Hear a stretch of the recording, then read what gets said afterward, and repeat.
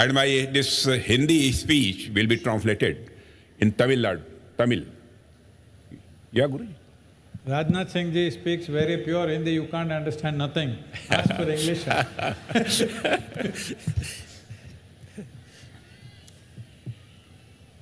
The visionary spiritual guru and guide, Param Shraddheya Sadhguru ji, very dynamic Chief Minister of the Maharashtra, Sri Devendra Fadnavis, Union Minister of State for Information and Broadcasting, Sri L. Murugan, Sri Nam Chivayam, Home Minister of Pondicherry, honorable members of Tamil Nadu Legislative Assembly, officers from central government, state government, and Indian Armed Forces, all the devotees present here, and my friends from media. First of all, I would like to request to all devotees to raise their hands and chant with me, Om Namah Parvati Pate Har Har Mahadev. Om Namah Parvati Pate Har Har Mahadev. Ellarukum Ennanvan Vadakkangal.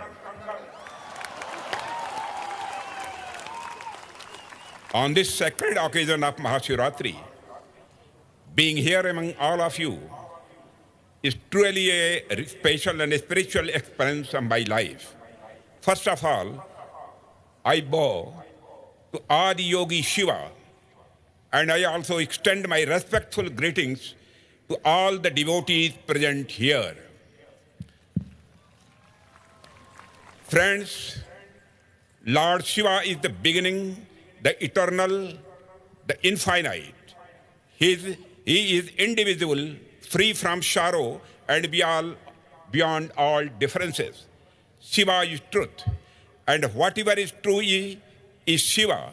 It is believed that these Velyanagiri hills are the sacred abode of the Lord Shiva, known as the Kailas of the south, and being here in these hills fills me with a deep sense of spiritual peace and joy.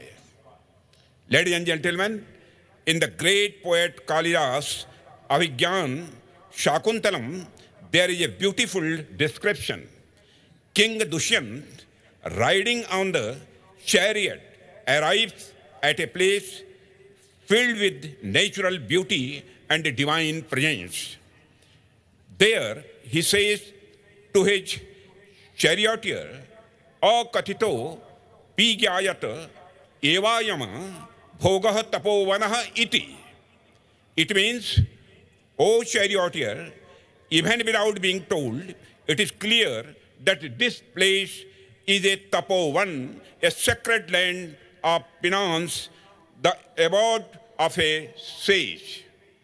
Friends, what I wish to say is that the divinity I am experiencing here makes it clear, even without anyone telling me, that this place is blessed by Mahadev, the Lord of Lords. It truly feels like a sacred land of penance, a place sanctified by the deep meditation of sages. Friends, I come here, the sacred land of Kashi, the holy city of the Lord Mahadeva himself. In that sense, coming to this sacred place in the presence of Adiyogi, as a humble devotee of Mahadev, I feel truly blessed. The connection between Kashi and Tamil Nadu is also very, very ancient. On one hand, Kashi is among the oldest living cities in the world, and on the other hand, Tamil culture is counted among the most ancient cultures of the world. In language, culture, and cuisine, Tamil Nadu is deeply rich and rooted in history. For me, coming to the sacred land of Tamil Nadu feels like a blessing. I have not come here as a guest, but as a seeker, as a spiritual person. Friends, on the occasion of Mahashivratri, today, the entire nation of India is echoing with the chant of Har Har Mahadev. From Kashmir to Kanyakumari, from the hills of Arunachal to the land of Gujarat, Shiva lives in the consciousness of every person. Under the guidance of the Sadguru, Mahashivratri celebration at Isha Yoga Center has today become an international spiritual celebration. This is no ordinary achievement. This is no ordinary achievement. It is a renewed proclamation of India's cultural renaissance. There was a time when India was known as the Vishwaguru, the teacher of the world. The foundation of that greatness was not just geography, it was philosophy, spirituality, and universal wisdom. And Shiva is the most ancient and the most expansive symbol of that wisdom. The knowledge given to us by our ancient traditions is not limited to books. It is a living, breathing science. And Shiva stands at the very center of this tradition.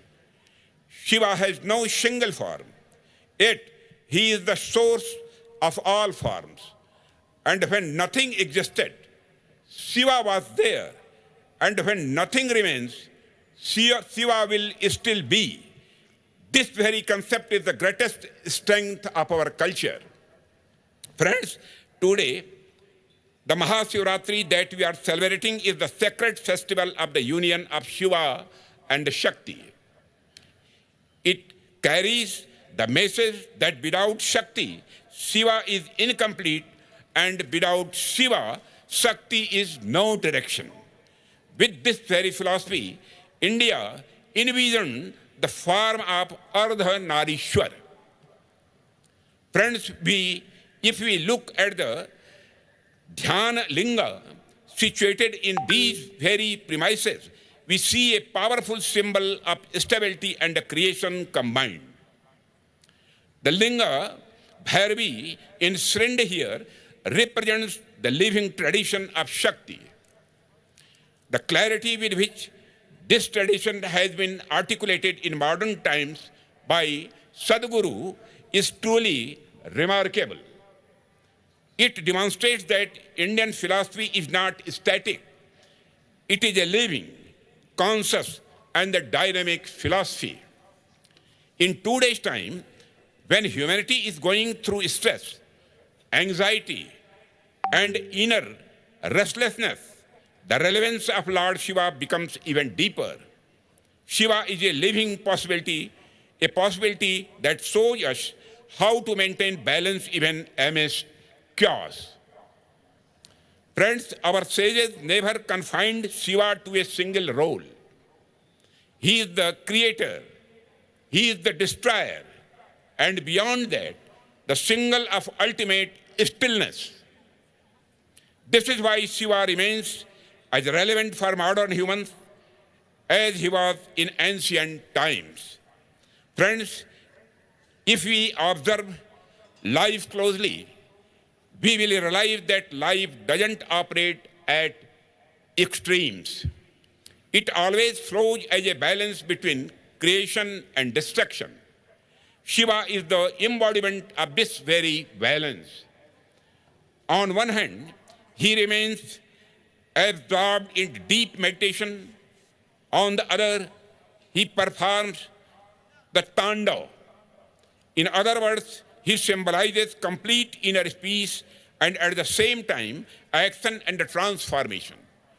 Today, human beings either remain constantly entangled in the compulsions of action or they sink into inertia.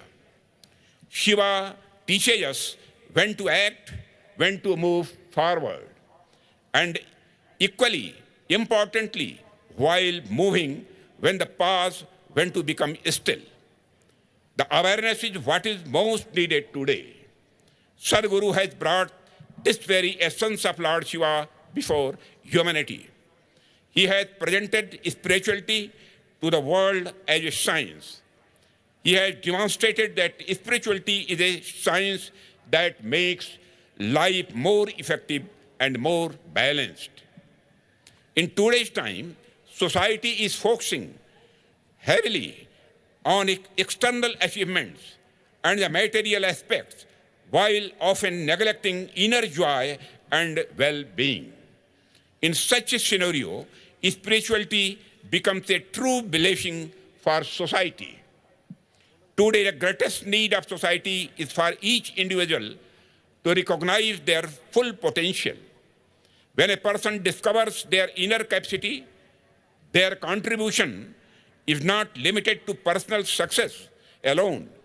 They become a valuable asset for society and for the nation. Friends, even as a defense minister, I often feel this truth deeply. National security is usually associated with weapons, technology, and the physical strength of our soldiers. All of these are important, without a doubt.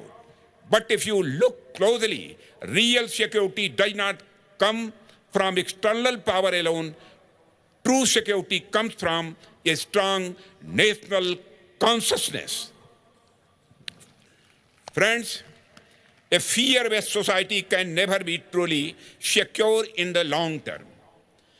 Only a fearless society can build a strong nation. And this fearlessness does not come from physical strength. It comes from the spiritual core.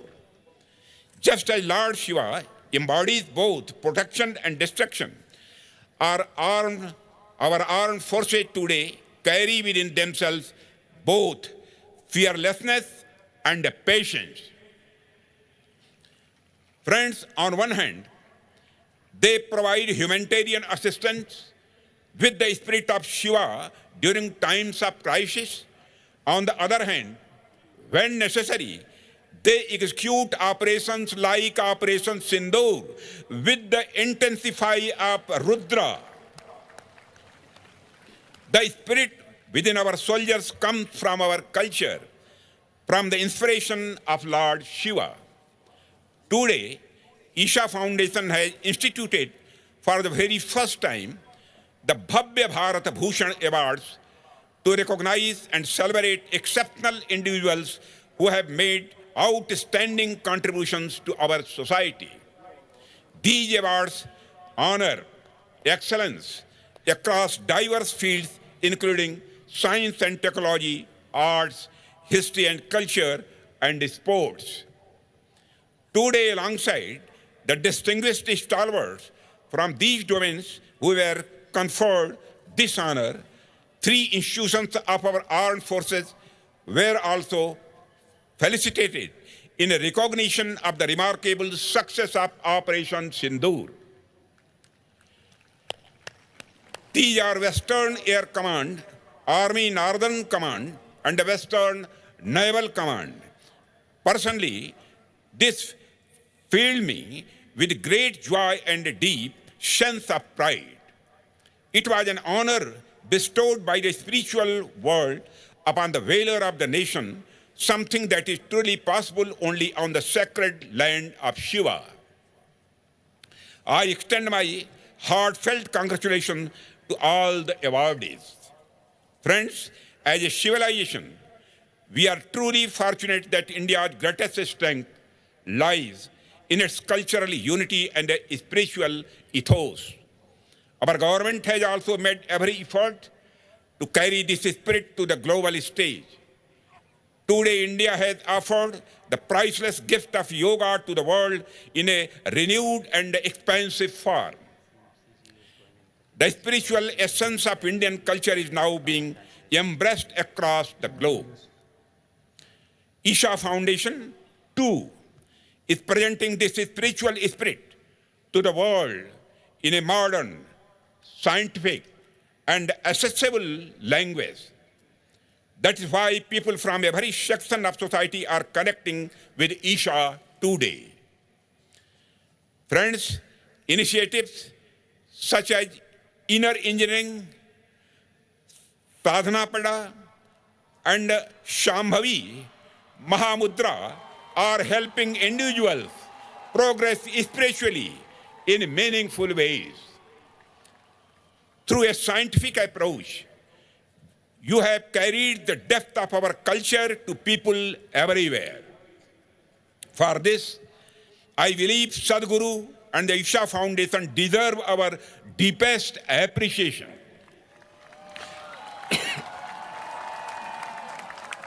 Friends, culture and science are often seen as separate from one another. But in India, they have always been complementary. And the culture is not merely a set of rituals, it is our way of life. In our tradition, the sun and the moon are not just celestial bodies, they form the basis of our calendar and festivals. Our fasts, festivals, and auspicious timings are determined through precise scientific calculations. Today, missions like Chandrayaan and other space programs are modern expressions of our ancient scientific heritage, where tradition and technology move forward together. Friends, today, when India launches missions like Chandrayaan, Mangalyaan, and Aditya Yalavan, it is not just a technological achievement, it is also the modern expression of that ancient scientific spirit which has always been part of our cultural identity.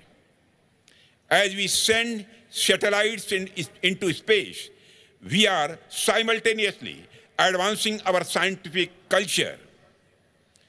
You have all seen Lord Shiva in his form of Nataraj. The dance of Nataraj is the rhythm of the cosmos and the movement of universe. The great sculptor August Rodin once called the dancing Shiva the most beautiful expression of rhythmic motion in the world. The British thinker Aldous Huxley also remarked that Western civilization has no symbol like Nataraj, which can simultaneously convey the universe, the mind, and spirituality. Friends, modern science today is trying to articulate truths long ago that Indian thought had already discovered at the level of the direct experience. At the beginning of the 20th century, when the world's attention turned into quantum physics, exploring the subatomic world, scientists began observing the movement of particles.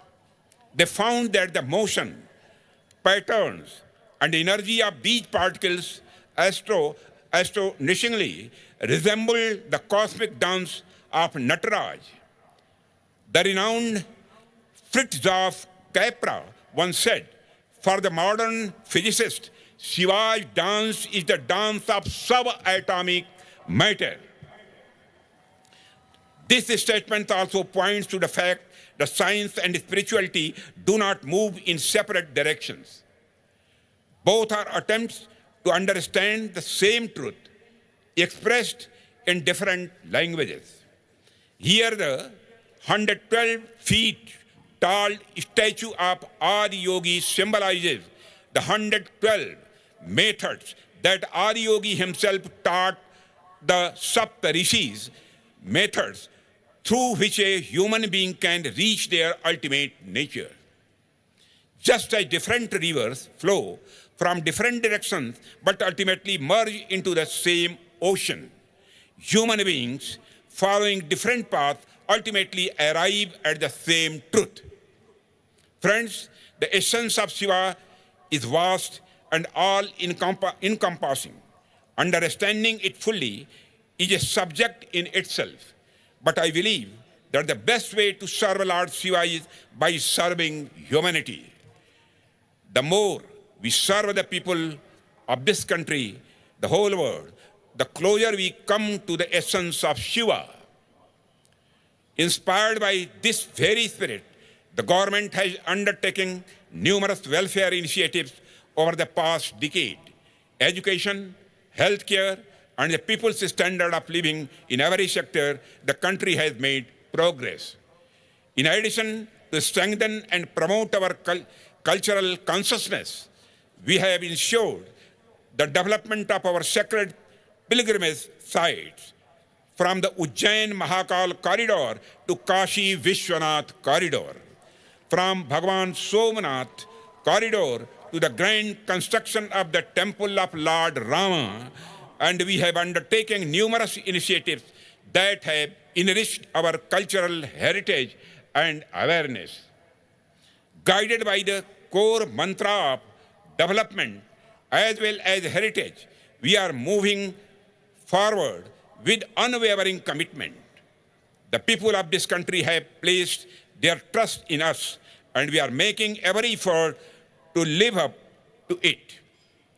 I just had the opportunity to meet the children of the Isha High School, and it was truly heartening to see how Isha is shaping young minds who are progressing in both science and spirituality. In their eyes, I saw a spark, a desire to grow, a hunger to do something meaningful. Friends, the education system at Isha Home School connects children with meditation and sadhana.